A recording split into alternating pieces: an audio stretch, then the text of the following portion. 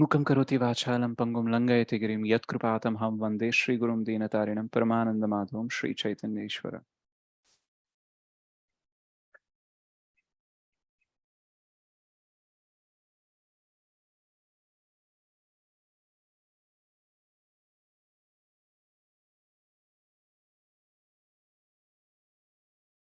सो हरे कृष्णा माता जी एंड प्रभु जी। सो आज हम एक नया टॉपिक लेंगे। तो वो इस प्रकार से है कि कैसे हम जब भक्ति में आते हैं, कृष्ण भावनामृत में आते हैं, तो चीज़ें कैसी बदलती हैं और उसका बदलना भी क्यों इम्पोर्टेंट है, और कैसे हम नेगेटिव से मतलब नकारात्मक सोच से सकारात्मक सोच की ओर हम आगे बढ़ सकते हैं। तो ऐसे कुछ चीज़ों के ऊपर आज हम चर्चा करेंगे।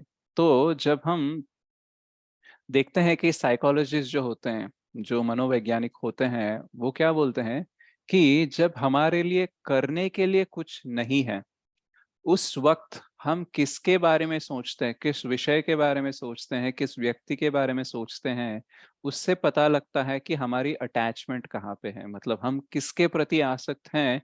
ये कैसे पता चलता है? जब हमारे पास करने के लिए कुछ नहीं है, तो हमारी विचार की धारा कहाँ पे जा रही है, कहाँ पे प्रवाह है हमारे विचारों का, हमारी चेतना का, उसके ऊपर आधारित हम देख सकते हैं कि हम किस चीजों के या किस व्यक्ति के प्रति आसक्त हैं। और ऊपर से उन्होंने एक और रिसर्च किया जिससे ये पता चला कि लोग ज्यादातर दुखी तब होते हैं जब उनके पास समय होता है। राइट? तो people are more worried when they have leisure time. तो जिनके पास टाइम होता है, उस टाइम पे ही वो ज्यादा दुखी होने का अवसर मिलता है उनको। जैसे आप देखना, अगर आपके लिए कोई करने के लिए कुछ काम है नहीं, थोड़ा सा फ्री टाइम हो गया, तो बस आप जिंदगी को इधर से उधर दोहराने लगोगे, यानी पास्ट में क्या हुआ उस विषय के बारे में थोड़ा सा चिंता करोगे, और भविष्य में क्या होने वाला है उसके बारे में चिंता करोगे। तो चिंता का समय एक्चुअली कब होता है? जब हमारे पास ज्यादा फ्री टाइम होता है, तो हम ज्यादा चिंता करने लगते हैं। तो जब हम भक्ति करते हैं, कृष्ण भावनामृत में आते हैं, तो क्या हो जाता है कि ये चिंता कम हो जाती है। राइट? और हमारा चिंतन बढ़ जाता है। तो ये कैसे होता है? जैसे कि पहले जब हम भक्ति में नहीं थे, तो क्या होता है कि हमारा जो जीवन है वो ज्यादातर तो भौतिक विषयों में, इंद्रिय तृप्ति में ही गुजरा हुआ है। राइट? तो हमारे बच्चे, हमारे पति पत्नी, या फिर हमारे माता पिता, हमारा समाज, हमारे गोल्स, जो कुछ भी है, इन सब के बारे में विचार करते करते हुए हमारी जो विचारधारा का फ्लोर है, राइट, जो फर्श है मान लो नीचे का, तो वो अभी ऐसे है। तो और यहाँ पे क्या है? सारे भौतिक विषय या फिर भौतिक व्यक्ति, भौतिक विचार, सब कुछ यहाँ पे है। तो इसलिए जैसे ही फ्री टाइम मिलता है, बिना कोई एफर्ट लगाए, बिना कोई प्रयास किए, सारे विचार जो है इस तरफ आ जाएंगे। जैसे मान लो अगर ऐसा आपका फर्श है, तो यहाँ पे पानी डालोगे ना, तो कुछ करने की जरूरत नहीं है, ऑटोमेटिकली इधर आ जाएगा। और कृष्ण कहाँ पे है अभी? इस यहाँ पे है। तो कृष्ण के तरफ अगर कुछ जाना है, तो उसके लिए ऑटोमेटिकली कुछ नहीं जाएगा, उसको धकेलना पड़ता है, जबरदस्ती उसको उसके तरफ लेके जाना पड़ता है। तो जब हम साधना करते हैं, तो क्या कर रहे हैं? हमारी विचारधारा को जबरदस्ती, फोर्सफुल्ली, हम कॉन्शियसली क्या कर रहे हैं? कृष्ण की तरफ धकेल रहे हैं। तो ऐसे धकेलने से क्या हो गया? मतलब जीवन भर हमें यही करना पड़ेगा? नहीं। जैसे हम प्रयास करते रहेंगे, तो कुछ दिनों बाद ये जो फर्श है ना, ये ऐसे हो जाएगा। तो उसके बाद में क्या होगा? नेचुरली हमारे जो भी विचार है ना, वो कृष्ण की तरफ आते रहेंगे। अभी ऐसे हैं और यहाँ पे विचार जा रहे हैं, तो यहाँ पे भौतिकता है और यहाँ पे आध्यात्मिकता या फिर कृष्ण है, लेकिन थोड़े दिनों बाद ये फर्श ऐसे हो जाएगा। तो जब तक ये नहीं होगा, तब तक हमें प्रयास करते रहना चाहिए। यतो यतो निश्चलति मनः चंचलम अस्थिरम ततस्ततो नियमात्यादि आत्मनेव वशम नयेत। मन है ना, भागते ही रहेगा। जैसे अगर ऐसा फ्लोर है तो पानी इधर ही जाएगा, लेकिन जब तक हम धकेलते रहेंगे पानी को इधर की तरफ, तब तक वो पानी इधर आने का अवसर है। लेकिन अगर हम नहीं धकेलेंगे, तो क्या हो गया? ये इधर ही आएगा। तो हमको यतो यतो निश्चलति मनस चंचलम अस्थिरम, मन तो भागता ही रहेगा। कभी उसको नहीं लगेगा कि मैं कृष्ण के बारे में सोचूं, कृष्ण के बारे में भक्ति करूं, उनकी सेवा करूं, भक्तों का संग करूं। उसको उतना आता नहीं है, क्योंकि उसमें ज्यादा एंटरटेनमेंट नहीं होता है ना। तो हमें क्या करना चाहिए? जबरदस्ती।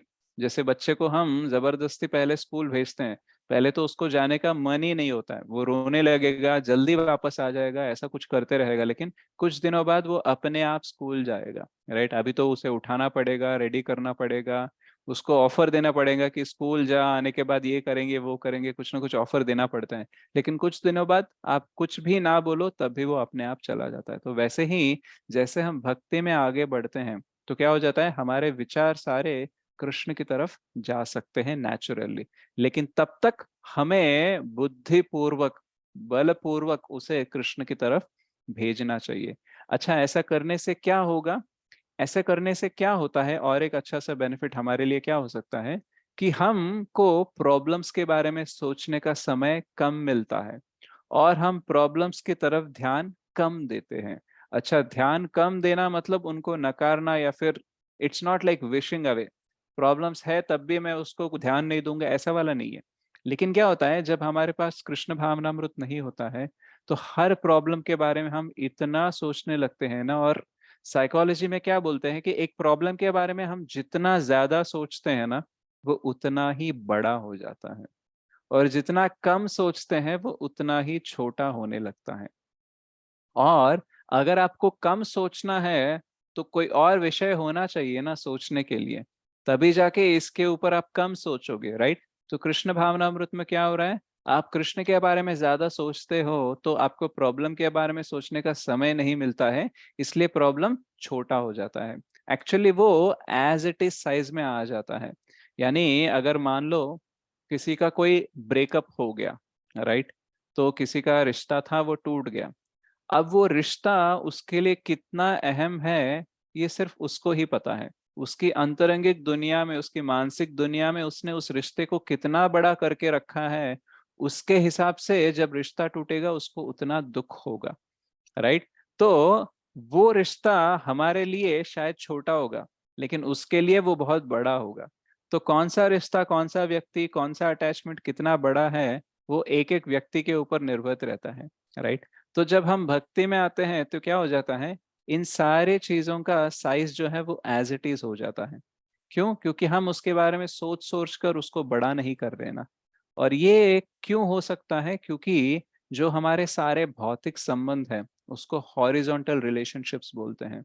और जो कृष्ण भावनामृत में आने के बाद जो हम कृष्ण के साथ संबंध स्थापित करते हैं उसको हम वर्टिकल रिलेशनशिप बोलते हैं।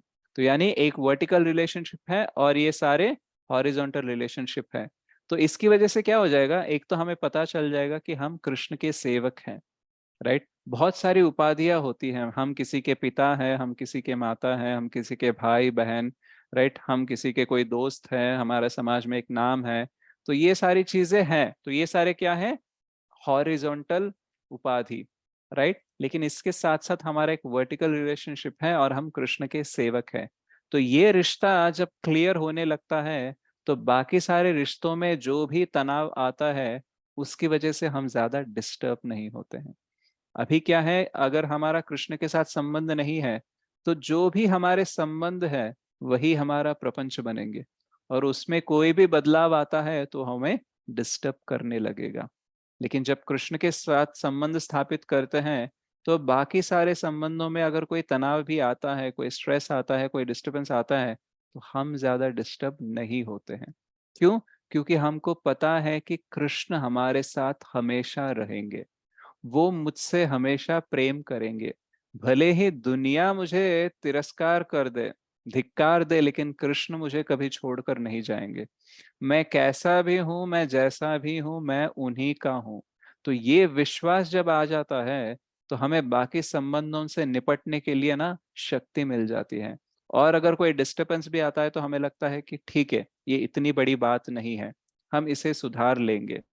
कृष्ण की कृपा से, उनकी शक्ति से, उनकी बुद्धि से कुछ ना कुछ सुधार हम लेकर आ सकते हैं। तो इससे क्या हो जाता है, हमारा जो डिस्टरबेंस है वो कम हो जाएगा, तो हमारा नेगेटिव थिंकिंग भी कम हो जाता है और हम ज्यादा सकारात्मक सोच भी लेकर आ सकते हैं। जैसे कि एग्जाम्पल लेते हैं कि ये प्रॉब्लम छोटा बड़ा का, मैं आपको एग्जाम्पल देता हूँ। अगर एक दो साल पहले, जैसे आप मान लो अगर भक्ति में आके एक दो साल हुए हैं, राइट, तो एक दो साल पहले अगर कोई आपका अपमान कर दे तो आपको बहुत बुरा लगता था, बहुत ज्यादा दुखी होते थे शायद। लेकिन अभी कोई आपका अपमान करता है तो आपको लगता है कि ठीक है, ये भौतिक जगत ही ऐसा है, कोई किसी को ठीक तरीके से समझता नहीं है और जिस व्यक्ति ने मुझे अपमान किया है वो शायद कृष्ण भावना भावित है ही नहीं। ऐसा नहीं है कि भक्त नहीं करते हैं हमारा अपमान, कभी-कभी भक्त भी कर देते हैं, लेकिन हम बोलते हैं ठीक है, भक्ति में होगा या फिर भक्ति में नहीं होगा, बट एट लीस्ट अपमान ऐसे कर रहा है, दुर्दैव होके ऐसा कर रहा है, तो फिर शायद ये कृष्ण भावना भावित नहीं है। अगर होता, तो फिर उस क्षण में होता तो शायद नहीं करता। ठीक है, और वैसे भी मान, अपमान, सुख-दुःख तो मेरे कर्म के हिसाब से ही आते हैं। तो फिर अगर ये व्यक्ति ने अपमान भी कर दिया, तो मैं उसकी निंदा करके, उसको तिरस्कार करके, उसके ऊपर कुछ ऐसे गाली-गलौच करके, उसके ऊपर गुस्सा करके क्या फ़ायदा तो नहीं है। और उसने अपमान किया ये सब सोच के मैं टाइम तो वेस्ट नहीं कर सकता। ऑलरेडी बहुत सारा टाइम मैं कृष्ण को दे नहीं पा रहा हूँ। अब ये अपमान के बारे में सोच के मैं क्या करूँगा? ऐसा आप सोच के ये जो अपमान है ना इसको छोटा कर देंगे आप।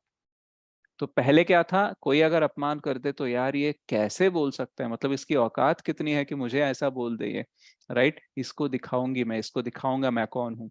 ये वाले चीज़ों में इंटरेस्ट था, तो हम प्रॉब्लम को क्या करते थे? बड़ा करते थे। अभी क्या है इसको छोटा कर देते हैं। और ये केवल ये अपमान का विषय ही नहीं है। अगर कोई हमसे दूर हो जाता है, कोई व्यक्ति जिससे हम प्रेम करते हैं, वो अगर हमसे दूर हो जाता है तो बहुत दुःख होता है।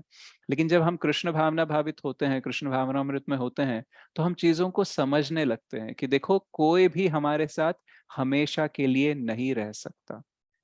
हमारा जो भी संबंध है वो हमेशा के लिए नहीं रह सकता। केवल एक ही संबंध है जो हमेशा के लिए रह सकता है, वो है हमारा कृष्ण के साथ संबंध।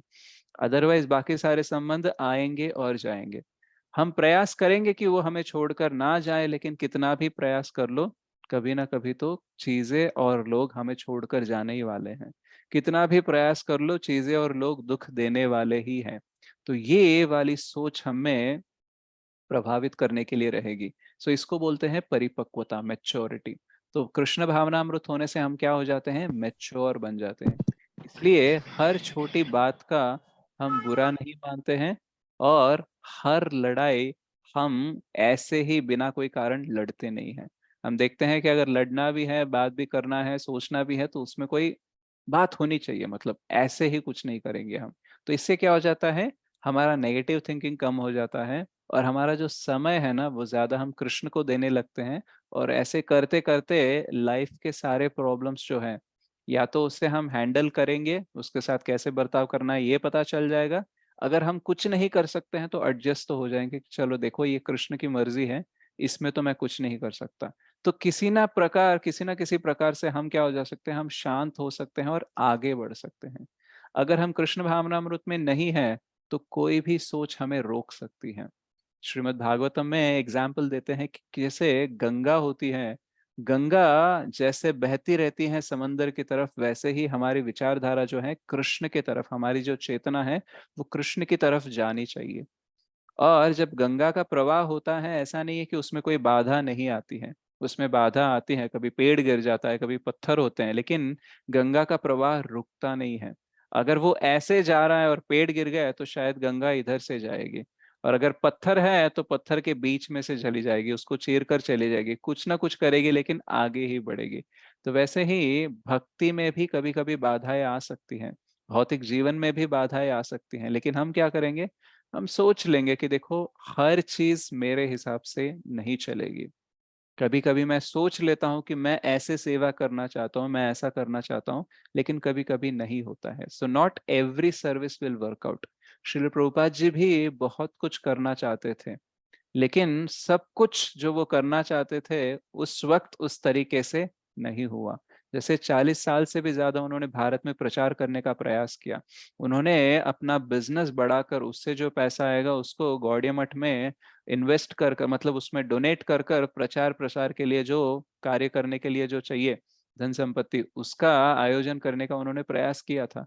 लेकिन उनका बिज़नेस चला नहीं और वो स्वयं भी जब खुद उतर कर भक्ति करके प्रचार-प्रसार कर रहे थे, तब भी उनको ज़्यादातर निराशाजनक परिणाम ही मिले थे, लेकिन वो कभी निराश नहीं थे। जैसे एक दिन बहुत कड़ी दिल्ली की धूप में वो बैक टू गॉडहेड मैगज़ीन जो भगवत दर्शन है, वो वाले मैगज़ीन लेकर जा रहे थे और एक गाय ने उन्हें ऐसे टक्कर मार दी और वो नीचे ही गिर गए थे और सारे किताबें जो थी, वो जो बैक टू गॉडहेड मैगज़ीन थी, वो ऐसे रोड पर बिखर के गिर गई थी। तो उस टाइम पे उनको लग सकता था कि देखो मैं कृष्ण के लिए इतना कर रहा हूँ, लेकिन ये क्या कर रहे हैं मेरे साथ कृष्ण, मुझे कुछ नहीं करना है अभी, मैं ये सब बंद कर दूंगा। ऐसा निराश होने के लिए उनके पास अवसर था, लेकिन उन्होंने निराशाजनक विचारों को नकार कर सकारात्मक सोच लेकर और आगे बढ़ते गए, इसलिए इस्कॉन इतना बड़ा है और उसकी वजह से हमको भी भक्ति करने का मौका मिल रहा है। तो प्रभुपाद जी बोलते हैं कि भक्त कंफ्यूज हो सकता है, लेकिन भक्त कभी निराश नहीं होता। कभी कभी पता नहीं चलता है कि ये करूँ या वो करूँ, ऐसे करूँ वैसे करूँ, हो सकता है थोड़ी सी दिक्कत आ सकती है, कंफ्यूजन आ सकता है, लेकिन भक्त कभी ये नहीं बोलेगा कि मेरे को सेवा करना ही नहीं है, कृष्ण की सेवा नहीं करनी है, उसका नाम नहीं लेना है, ये कभी नहीं बोलेगा। ये बोलेगा कि मैं कर नहीं पा रहा हूँ, या फिर मैं क्या करूँ मुझे समझ नहीं आ रहा है, क्या करूँ कैसे आगे बढ़ूँ, ये बोल सकता है वो, लेकिन कभी ये नहीं बोलेगा कि सेवा करनी ही नहीं है। राइट। तो भक्ति में ये जो हमारा हौसला है वो बढ़ता है, सकारात्मक सोच बढ़ती है, और हमारे जो अटैचमेंट्स है भौतिक जगत से, वो वाले कम होकर कृष्ण की तरफ हमारी अटैचमेंट बढ़ना शुरू हो जाता है। तो जैसे जैसे हम कृष्ण के बारे में सोचने लगते हैं, वैसे वैसे हमारा नेगेटिव थिंकिंग ऑटोमेटिकली कम हो जाता है, हमारा चिंता का समय कम हो जाता है, हम ज्यादा से ज्यादा चिंतन करने लगते हैं, we will meditate on what we should do. हम ये सोचने लगते हैं कि चलो अभी टाइम मिला है, तो अब कैसे मैं कृष्ण भक्ति को आगे बढ़ाऊं, कैसे और सेवा ले सकता हूँ, तो ऐसे वाले विचार आने स्टार्ट हो जाएंगे। तो हमारे जो मन में या फिर हमारी चेतना में जो नेगेटिव थॉट्स है, बहुत सारे लोग बोलते हैं कि प्रभु जी बहुत नेगेटिव थॉट्स आते हैं, क्या करूं। राइट।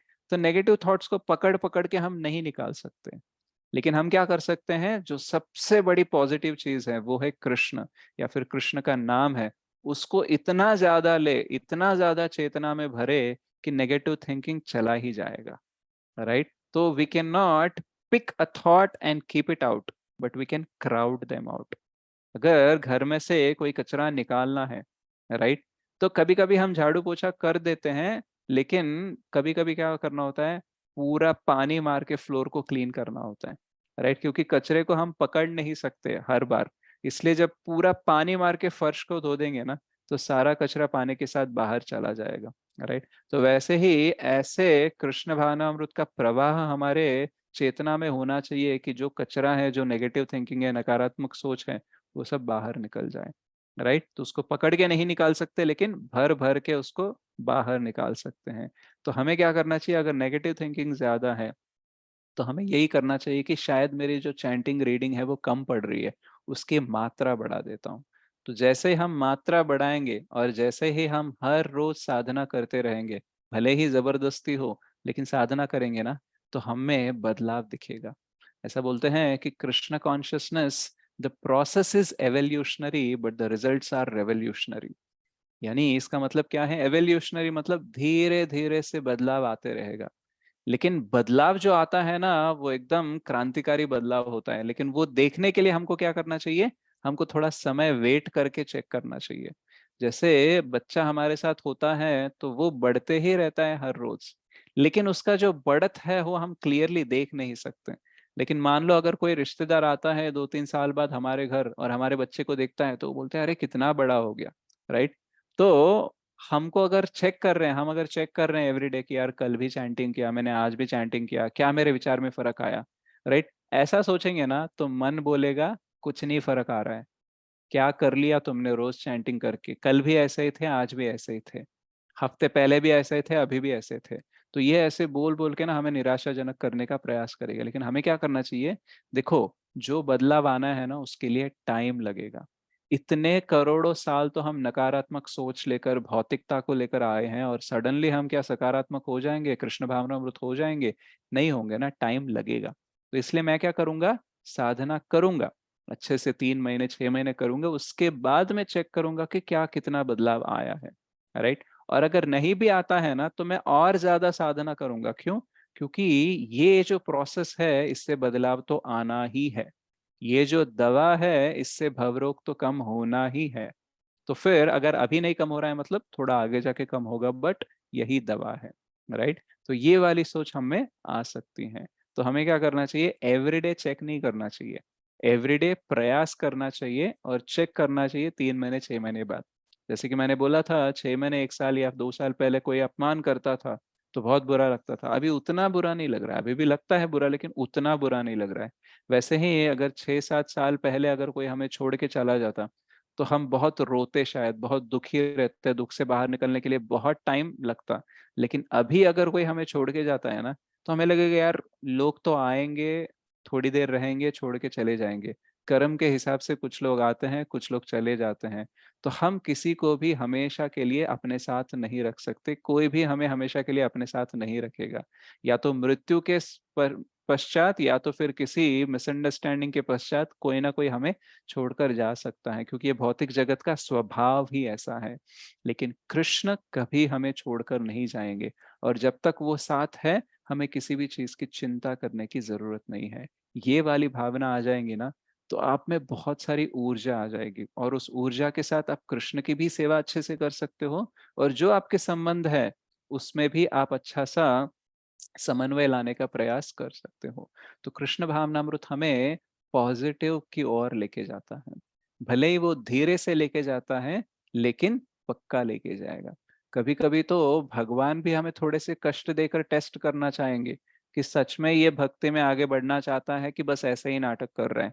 कि अगर सुख आ जाएगा ये सोचकर भक्ति स्टार्ट कर रहा है, ऐसा विचार है इसका, तो थोड़ा सा टेस्ट करके देखते हैं, थोड़ा सा दुख दे के देखते हैं कि इसको ये कंटिन्यू करेगा कि नहीं करेगा।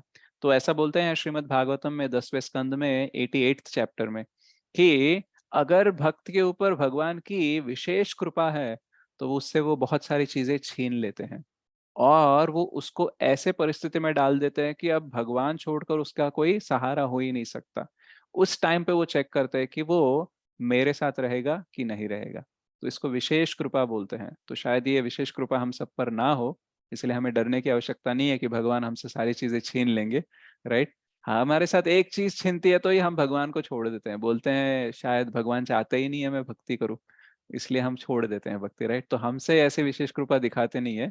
बट जो बहुत बड़े भक्त होते हैं ना, तो उनके साथ कैसे कि, जैसे मान लो अगर बहू है, ठीक है, अगर सास ने थोड़ा सा दुख दिया तो बहू छोड़कर जा सकती है, लेकिन बेटी छोड़कर नहीं जाएगी ना। क्योंकि बेटी को और माँ का संबंध बहुत गहरा होता है, सास बहू का उतना गहरा नहीं होता है। तो अभी हमारा कैसा है भगवान के साथ रिलेशनशिप, सास बहू जैसा है। थोड़ा सा भी अनबन हो जाएगा, भगवान थोड़ी सी भी कृपा देना बंद कर देंगे ना, भगवान के ऊपर ही शक आएगा। क्या ये सुन रहे हैं मेरी बात, क्या ये काम करता है, क्या मैं करूँ कि ना करूँ, तो ऐसे वाले विचार आते हैं। लेकिन जो बाकी जो भक्त होते हैं ना, उनका कैसा रिश्ता होता है, माँ बेटी की तरह होता है। बोलते हैं भगवान कितना भी दुख दे दो, आपके सिवा कोई मेरे को पता नहीं है। आश्लिष्य वा पादरताम पिनष्टु माम, अदर्शनान मर्म हताम करो तो वा यथा तथा वा विदधातु लंपटो मत प्राणनाथस्तु स एव ना परः। आपको छोड़ के मेरा कोई है ही नहीं। क्या करना है आप कर लो, दुख दो सुख दो, आपके साथ ही रहना है। तो ये वाला रिश्ता हमको बनाना चाहिए। और ये बनाने के लिए क्या करना चाहिए, रोज जबरदस्ती भी हो कुछ भी हो, माला करने चाहिए। राइट। मन करेगा नहीं करेगा, बिल्कुल नहीं करेगा। मन को पूछो आज चैंटिंग करे, पक्का बोलेगा नहीं करना है, कल करेंगे। राइट। मन को पूछो भगवत गीता पढ़नी है, बोलेगा नहीं कल पढ़ेंगे। नहीं पढ़ना तो है, अच्छी बात है, कल पढ़ेंगे लेकिन। तो फिर आपको मन सहकार नहीं देगा भी, लेकिन उसको क्या करना चाहिए, जैसे छोटे बच्चे को हम जबरदस्ती खिलाते हैं, जबरदस्ती स्कूल भेजते हैं ना, वैसे ही मन को भी जबरदस्ती चैंटिंग करवाने पड़ेगा, क्लास सुनाना पड़ेगा, उसको उठाना पड़ेगा, और उसको अपना जो गीता है भागवतम है उसको पढ़ाना पड़ेगा। तब जाके कुछ दिनों बाद उसको स्वयं ही रुचि आके आपको सहकार देना स्टार्ट कर देगा। अभी हम अनर्थ निवृत्ति स्टेज में हैं, आगे जाके निष्ठा रुचि वो सब स्टेज आना बाकी है अभी। इसलिए तब तक हमको क्या करना पड़ेगा, बुद्धिपूर्वक बलपूर्वक प्रयास करते रहना चाहिए, और विश्वास रखना चाहिए कि कृष्ण हमारे साथ है। जब हम भक्ति में नहीं थे तब भी वो हमारे साथ थे, लेकिन हमें उनका अनुभव नहीं था। वो हमारे साथ है इसकी कोई अनुभूति नहीं थी। लेकिन अभी क्या हो रहा है, भक्ति में हम आगे बढ़ते रहेंगे ना, उनका रहने का, उनकी उपस्थिति का एहसास हमें होने लगेगा, और उससे रुचि बढ़ेगी और हम आगे जाएंगे। लेकिन वो आने तक थोड़ा सा टाइम लगेगा। उस टाइम तक आपको अच्छे से डेडिकेटेड होकर, डिटरमाइंड होकर, दृढ़ निश्चय के साथ आपको आगे बढ़ना चाहिए। और जैसे ही आप आगे बढ़ेंगे ये सारी चीजें होंगी, आपका फ्लोर का टेक्सचर बदल जाएगा, ऐसा था तो ऐसा हो जाएगा। नेचुरली आप कृष्ण के बारे में, कृष्ण सेवा के बारे में सोचने लगेंगे, और प्रॉब्लम्स आपकी छोटी हो जाएंगी। राइट। इतना कि भक्त को कभी कैंसर भी हो जाता है ना, तो वो बोलते हैं शायद कृष्ण को अपने पास मुझे लेके जाने का ये मार्ग उन्होंने चुन लिया। कभी ये नहीं बोलते कि देखो मैं इतना बड़ा भक्त हूँ फिर भी मुझे कैंसर हुआ। वो बोलते हैं शायद कृष्ण का ये प्लान होगा। देखो, शरीर त्यागने का कोई ना कोई तो प्लान होना चाहिए ना, एक्सीडेंट होना चाहिए या फिर नेचुरल डेथ होनी चाहिए या फिर टर्मिनल डिसीज होना चाहिए, कुछ ना कुछ होगा। शरीर त्यागूंगा तभी कृष्ण के पास जाऊंगा ना। तो ये त्यागने का एक मार्ग कृष्ण ने मुझे ये चुन लिया है, ऐसा वो सोचता है। लेकिन ये नहीं सोचता है कि देखो मैं इतना भक्ति करने के बाद भी कैंसर हुआ है, राइट। कभी कभी कोरोना में भी कुछ भक्तों की मृत्यु हो गई थी, कभी कभी कुछ दंगे हो जाते हैं, कुछ गलत हो जाता है तब भी मृत्यु हो जाती है। तो हमें लगने लगता है कि अरे भगवान के भक्त है लेकिन उनके साथ बुरा हुआ। लेकिन शायद भगवान अपने पास उनको बुलाने का प्लान यही था। किसको पता है? भगवान को और उनको ही पता है, हमको नहीं पता है ना, राइट। तो वैसे ही हमारे साथ भी अगर कुछ बुरा हो रहा है तो हमें ये समझना चाहिए कि शायद ये भगवान का प्लान है। और अगर मेरे साथ कुछ बुरा हो रहा है तो वो शायद देखना चाहते हैं कि मैं इस परिस्थिति के ऊपर मैं कैसे आ सकता हूँ, कैसे मैं इसको सुधार सकता हूँ, शायद वो ये देखना चाहते हैं। तो मैं मेरा प्रयास करूंगा सकारात्मक होकर आगे बढ़ने का। तो भगवान कुछ भी दे मुझे, उसे मैं भक्ति में कन्वर्ट करने का प्रयास करूंगा। जैसे परीक्षित महाराज को श्राप लगा था, तो उन्होंने रोया नहीं कि यार देखो मैं भक्त हूँ, इतना अच्छा राजा हूँ, कली को भी मैंने दूर भेजा लेकिन देखो भगवान ने मेरे साथ क्या किया। ऐसा नहीं बोला। उन्होंने बोला कि शायद भगवान का यही प्लान होगा, ताकि ये भौतिक जिम्मेदारियों से मैं थोड़ा हटकर पूर्ण रूप से उनकी भक्ति कर सकूं। शायद उसके लिए उन्होंने ये अरेंजमेंट किया है। तभी जाके वो 8 दिन जो 7 दिन जो उनके पास बचे थे, उसमें उन्होंने श्रीमद् भागवतम सुना था, राइट। तो हर क्या बोलते हैं, हर विपत्ति को अवसर बनाने की क्षमता हमें बिल्ड करनी होगी अंदर, राइट। क्योंकि आपत्ति तो आते ही रहेगी। पदम पदम यत विपदम न तेषाम। तो वैकुंठ कैसा है? पदम पदम यत विपदम न तेषाम। तो वहां पे हर पग पग पर तो ये नहीं होता है, प्रमाद नहीं होता है। लेकिन भौतिक जगत क्या है? पदम पदम यत विपदम। हर मोड़ पर हर क्षण कोई ना कोई विपत्ति हमारे लिए इंतजार करते ही रहती है। तो हमें क्या करना चाहिए? विपत्तियां दूर हो जाएंगी ऐसा नहीं सोचना चाहिए। हमें सोचना चाहिए कि हर विपत्ति को मैं कैसे भक्ति का अवसर में कन्वर्ट कर सकता हूँ। ये वाली क्षमता हमको बढ़ानी चाहिए। तब क्या होगा, आपको जिंदगी जीने में बहुत मजा आएगा। आपको लगेगा चलो कृष्ण ये टेस्ट रख रहे हैं, अभी मेरे को ये टेस्ट पास होना है। कृष्ण मुझे ऐसा वाला चैलेंज दे रहे हैं, मुझे इसको छेद कर आगे जाना चाहिए। तो क्या हो जाएगा? लाइफ एक्साइटिंग बन जाएगा, निराशजनक होने का हमें समय नहीं मिलेगा। और जब हम हर समय को कृष्ण भावनामृत होने के लिए दे रहे हैं, तो फिर चिंता करने के लिए समय नहीं होगा, फिर नकारात्मक सोच के लिए समय नहीं होगा। ऐसे करते करते हम सकारात्मक सोच के साथ पॉजिटिव होकर भक्ति में आगे बढ़ते बढ़ते कृष्ण भावना भावित पूर्ण रूप से हो सकते हैं, राइट। तो कृष्ण भावना भावित होकर हमारा क्या होगा? अटैचमेंट्स हमारी बदल जाएंगी, हमारी सोच बदल जाएंगी और हमारा जीवन बदल जाएगा। बाहर की परिस्थिति बदलने से पहले एक चीज बदलेगी, वो है हमारी मनस्थिति, हमारी चेतना की स्थिति। तो पहले अंदर आएगा चेंज, फिर बाहर आएगा। अगर हम बाहर चेंज आएगा ये सोचकर भक्ति कर रहे हैं, तो फिर शायद चेंज देख नहीं पाएंगे। लेकिन पहले हमें क्या सोचना है कि देखो अंतरंगिक जो दुनिया है, मेरी मानसिक दुनिया है, उसमें बदलाव आएगा, उसमें मैं बदलाव करूंगा। तो उससे क्या हो जाएगा? बाहर की दुनिया ऑटोमेटिकली बदल जाएगी। So we can not change the outside world immediately, but we can start changing our inside world. And then the way we look at the world, हमारा जो दृष्टिकोण बदल जाएगा ना प्रपंच को देखने का, उससे ही बहुत सारा बदलाव आ जाएगा। आज की डेट में हम बहुत सारे लोगों से वैर रखते हैं कि ये मेरा है, ये अपना है, ये गैर है, ऐसा सब कुछ देखते हैं। इसी वजह से तो हमारी मनस्थिति में बहुत सारी इनसिक्योरिटी होती है। लेकिन भक्ति में हमारी मनस्थिति चेंज हो जाती है। सुहृदम सर्वभूतानाम, कृष्ण तो सबके मित्र हैं और कृष्ण मेरे मित्र है तो वो भी मेरे मित्र ही होंगे ना। तो दृष्टिकोण बदल जाता है, तो फिर इनसिक्योरिटी ऑटोमेटिकली कम हो जाती है और बाहर की परिस्थिति भी बदलने लगती है। तो ऐसे बहुत सारे विषय में बदलाव देख सकते हैं हम कृष्ण भावना भावित होकर। इसलिए हमें क्या करना चाहिए?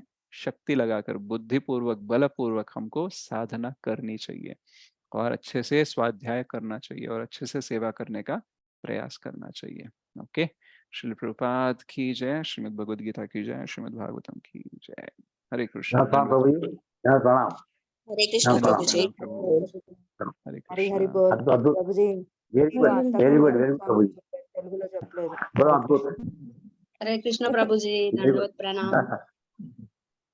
ఎస్ ఏవిఆర్ మూర్తి ప్రభు మీరేమంటున్నారు? ఎస్ ఎస్ ఎస్ చాలా బాగా చెప్పారు అంటున్నాను. Thank you Prabhu. Very good.